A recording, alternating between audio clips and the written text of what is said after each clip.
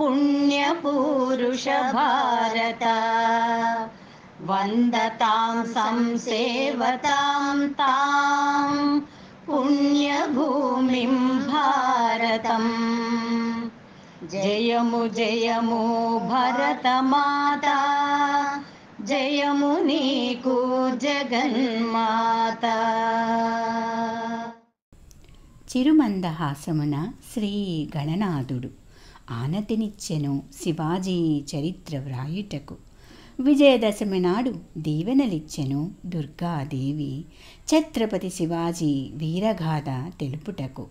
వీరరసము నరనరమున నిండిన వీరుడు దాస్యమును నిరాకరించి నిలిచి ఆత్మాభిమానము చూపిన ధీరుడు. రాజపుత్రుని వీరపుత్రునిగా తీర్చిదిద్దిన మాతృమూర్తి కథనం. చిన్నతనాన్ని భవితకు బాటలు వేసిన జిజియాబాయి అమ్మతనం. తెలుసుకుని తమను మలుచుకోవాలి ఈ తరం. దుష్టుల దూర్తుల భరతం పట్టెను దుర్గా స్వరూపం. పరాయి పాలకుల పీచమణచెను వీర రుధిరం. రాక్షసుల రక్కసుల పీడ తొలగించెను మహిషాసుర మర్దిని. మొగలాయిల దురహంకారానికి ఎదురొడ్డి నిలిచెను వీర శివాజీ. దుర్మార్గుల దుర్నీతుల రక్తం తాగెను కాళికా మాత. కన్న కొడుకును ప్రజ్వల జ్యోతిగా మలిచెను శివాజీ మాత. అందుకే పునః కవితా కథనం చేస్తున్న మహావీరుడి పరిచయానికి పునరంకితమవుతున్నా.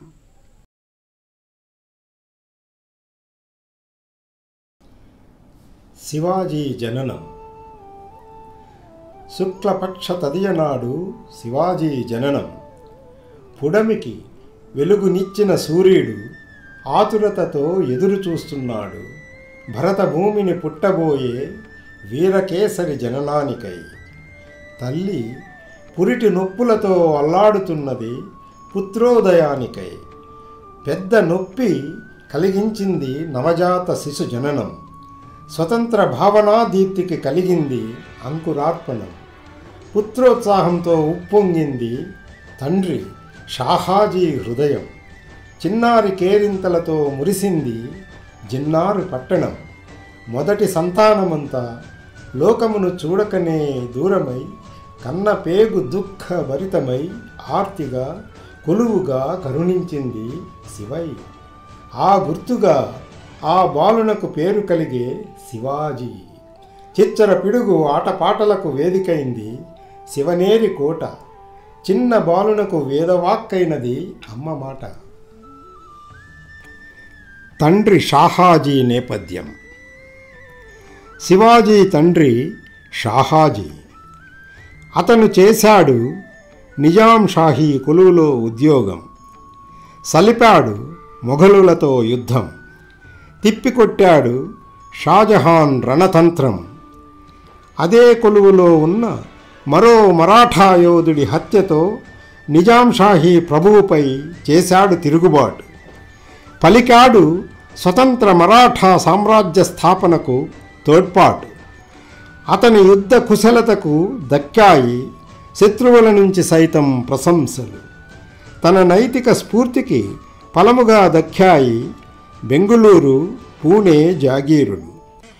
పూణే జాగీరు వ్యవహారాలు భార్యకప్పగించి తనయుని విద్యాభ్యాసానికి ఏర్పాటు కావించి తాను తరలి వెళ్ళాడు బెంగుళూరు సహచరులతో కలిసి. శివాజీ బాల్యం. గురువులు నేర్పారు విద్యాబుద్ధులు. తల్లి బోధించింది భారత రామాయణ ఇతివృత్తాలు. అంకురింపచేసింది వీరలక్షణాలు. వివరించింది బలిచక్రవర్తి గాథలు. నేర్పినది దాతృత్వపు ఆలోచనలు. జన్మనివ్వడమే కాదు ఆలనా పాలనా చూస్తారు తల్లులు. పెంచడమే కాదు వ్యక్తిత్వాన్ని నిర్మిస్తారు మాతృమూర్తులు. భవిష్యత్ నిర్దేశనం చేస్తారు వీరమాతలు. అందుకే అందుకుంటారు అందరి వందనాలు. అటువంటి అమ్మలందరికీ జేజేలు. యుద్ధ అంకురార్పణం. పదనిర్దేశం చేసింది తల్లి సంరక్షణ, యోధుడిగా మలచింది భైరామ్ ఖాన్ శిక్షణ. లోటుపాట్లను తెలియచేశాయి తండ్రి పరాజయాలు.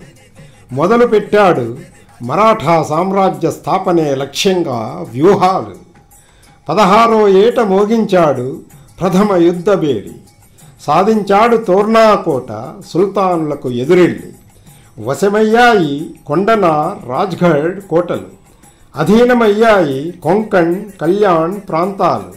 పరాయి పాలన నుంచి విముక్తమయ్యాయి పూణే పరిసరాలు. శివాజీ తిరుగుబాటు కుపుతుణ్ణి చేశాయి సుల్తాన్ ఆదిల్ షాని. బందీని చేశాడు శివాజీ తండ్రి షాహాజీని. పన్నాగం పన్నాడు చంపుటకు అన్నదమ్ములిరువురిని. ప్రతి వ్యూహాలతో ఎదురించి విడిపించుకున్నారు సోదరులిరువురు తండ్రిని. ప్రతాప్గఢ్ యుద్ధం.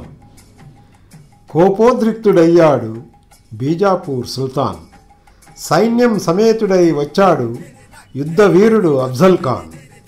కూల్చివేశాడు తుల్జాపూర్ భవానీమాత ఆలయం. మట్టి చేశాడు విఠోబా దేవాలయం. శివాజీని రెచ్చగొట్టి బయటకు రప్పించడమే అసలు వ్యూహం. సమయానుకూల చతురత చూపాడు శివాజీ.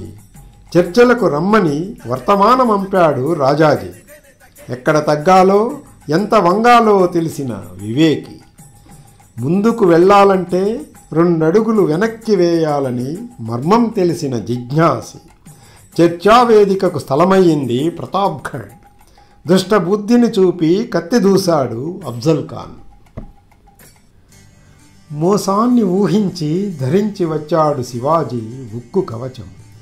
అదే అతని పాలిట అయింది రక్షణ కవచం. పులిగోర్ల పిడిబాకుతో శత్రువు పొట్ట చీల్చాడు శివాజీ. అధర్మాన్ని అంతమొందించాడు మానవ రూపున ఉగ్ర నరసింహస్వామి. ధూర్తుడి తల ఎగిరిపడింది ఒక్క వేటుకు. కూలి కింద పడింది దుష్టుడి విగత జీవం కత్తిపోటుకు. అఫ్జల్ ఖాన్ సేనను మట్టి కరిపించింది శివాజీ సేన. విజయ బావుట ఎగరవేసింది మరాఠా నేలన. మరాఠా యోధుడిగా శివాజీని గుర్తించింది ఊరు ఊరు. స్థిరస్థాయిగా నిలిచింది అతని పేరు. వేనోళ్ల కొనియాడదగినది శివాజీ ప్రతిభ. భావితరాలు నేర్చుకోదగినది అతని తెగువ. యుద్ధ పరంపరలు.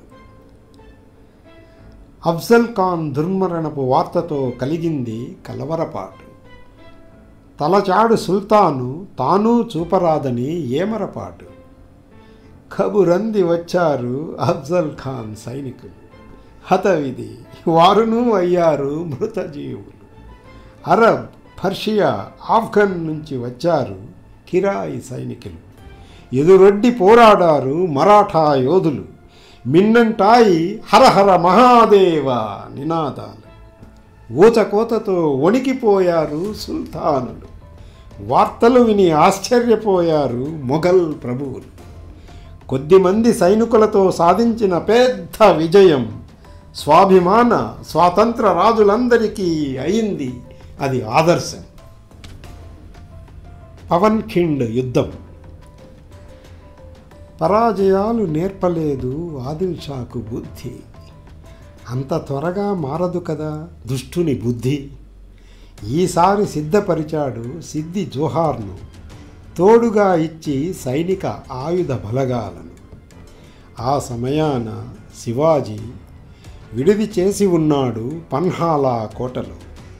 మరి తన సైన్యమేమో ఉన్నది విశాల్గఢ్ కోటలో. ఉన్న పళంగా వెళితే పరాజయం తప్పదు యుద్ధంలో. ఎలా కష్టాన్ని గట్టెక్కుదామని యోచించాడు మనసులో. లొంగుబాటు వర్తమానం చేరవేశాడు చారులతో. శత్రువుల ఏమరపాటు కల్పించింది తప్పించుకునే వీలు ముసుగులతో. తెలివి తెచ్చుకొని తిరిగి వెంబడించారు మసూద్ సేనలు. వెంటబడి తరిమి చంపను పూరుకున్నారు ముష్కరులు. ఆపదను తప్పించుకొనుటకు మార్గం యోచించారు శివాజీ అనుచరులు. బాజీ ప్రభు దేశపాండే. స్వామి భక్తిని చూపు తరుణమిదేనని తలచాడు సర్దార్ బాజీ ప్రభు. స్వతంత్ర రాజ్య ఆకాంక్షను కాపాడవలసిన బాధ్యతను తలకెత్తుకున్నాడు ఆ మరాఠా యోధుడు. సగం సైన్యాన్ని శివాజీతో విశాల్గఢ్కి పంపించి ఎత్తు పోలికలతో శివాజీని సరిపోలు శివకాశిక్ని పల్లకీలో కూర్చుండబెట్టి సుల్తాన్ సైన్యానికి భ్రమ కల్పించి శివాజీ సేనను కోటకు చేరే వెసులుబాటు కల్పించి నీరసిస్తున్న కొద్దిపాటి సైనికులకు పోరాట స్ఫూర్తిని రగిలించి సుల్తాన్ సైన్యంతో తాను పోరాడాడు కొదమసింహమై. విజయమో వీరస్వర్గమో తేల్చుకొనుటకై ఎర్రబడింది శరీరమంతా రక్తసిక్తమై. నొప్పితో అల్లాడుతున్నది దేహమంతా గాయాల పాలై. కొన ఊపిరితో కొట్టుమిట్టాడుతున్నది ప్రాణం గాలిలో దీపమై.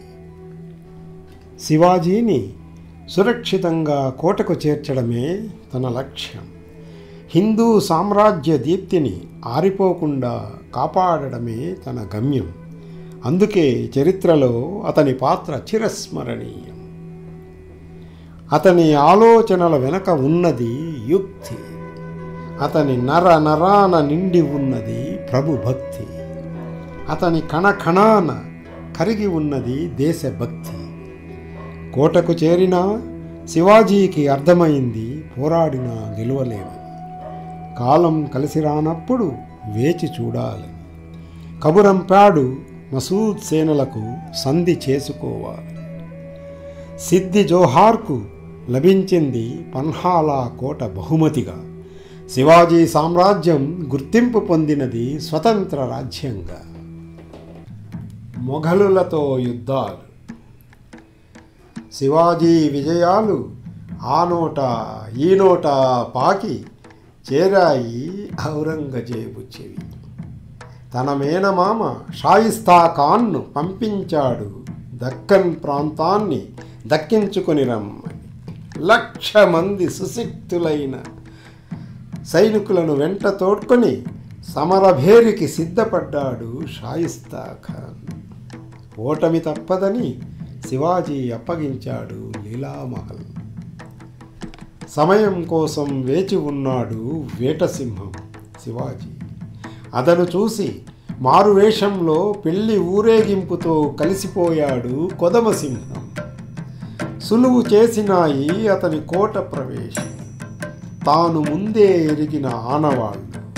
ఒక్క కత్తివేటుకు తెగిపడ్డాయి షాయిస్తా ఖాన్ చేతివేళ్ళు. వెన్ను చూపి పారిపోయాడు మొఘలాయి పిరికి పంద. ఆ అపజయం కలిగించింది మొఘలులకు నల్ల మచ్చ. బలంగా కొట్టాలంటే కావాలి ఆయుధ బలం. కోటలను తిరిగి వశం చేసుకోవాలంటే పెంచుకోవాలి సైనిక బలగం. అందుకే యోచించి ఎన్నుకున్నాడు శివాజీ దాడికి ప్రధాన వ్యాపార కేంద్రం. సూరత్ మీద ఆకస్మిక దాడి చేసి సంపాదించాడు ధనం. సైనిక బలగాన్ని పెంచుకున్నాడు. కోల్పోయిన కోటలను తిరిగి సొంతం చేసుకున్నాడు. ఆ స్వాభిమానం నచ్చలేదు దురహంకారులకు. ఆ స్వాతంత్రం రుచించలేదు ఔరంగజేబుకు. ఆ వీరత్వం కొరుకుడు పడలేదు మొఘలాయి ప్రభువులకు. రాజపుత్రుడు రాజా జైసింగ్ను పంపించారు పురందర దుర్గాన్ని ఆక్రమించుటకు. ఓటమి గుర్తించి ఒప్పుకున్నాడు శివాజీ మొఘల్ సర్దారుగా ఉండుటకు. మొఘల్ సైన్యాన్ని ఉపయోగించి బీజాపూర్, గోల్కొండ సుల్తానులను ఓడించుటకు. ఒకచోట తల వంచిన మరొక చోట తల ఎత్తుటకు. ఆగ్రా కుట్ర. గొప్పగా చేయ అభిలషించాడు ఔరంగజేబు తన 50వ పుట్టినరోజు. ఆహ్వానమంపాడు తన అధీనంలో ఉన్న జాగీర్దార్లకు. ఆ రోజు కొడుకు సంభాజీతో వచ్చాడు శివాజీ. సైనికుల వెనుక స్థానంలో నిలుపబడి అవమానపడి అతిథి గృహంలో అయ్యాడు బందీ. కానీ కష్టానికి భయపడి కుంగిపోదు సింగం, మోసానికి కృంగి నీరసపడదు రాజసం. తెలివిగలవాడికి తోస్తుంది అపాయంలో ఉపాయం. తప్పించుకున్నాడు కొడుకుతో కట్టి మారువేషం. మాటకు మాట, కత్తికి కత్తే సమాధానం. మోసానికి మాయోపాయమే సమయోచితం. బలాన్ని పెంచుకోవడానికి యత్నం చేశాడు రహస్యంగా. ఆయుధ సంపత్తిని సమకూర్చుకున్నారు ప్రాచుర్యం పొందకుండా. సైన్యాన్ని తీర్చిదిద్దాడు సుశిక్షితులుగా. ముందు చూపుతో ఏర్పాటు చేశాడు నౌకా వ్యవస్థలు. వేలలో కొనుగోలు చేశాడు మేలుజాతి అశ్వాలు. పోగు చేసుకున్నాడు సరిపోయినన్ని ఆయుధాలు. దాడి చేసి వశం చేసుకున్నాడు మొఘల్ కోటలు. తిప్పి కొట్టలేకపోయారు మొఘలులు చేసి అలుపెరగని యుద్ధాలు. బలహీనం చేశాయి మొఘల్ సామ్రాజ్యాన్ని ఖాళీ ఖజానాలు.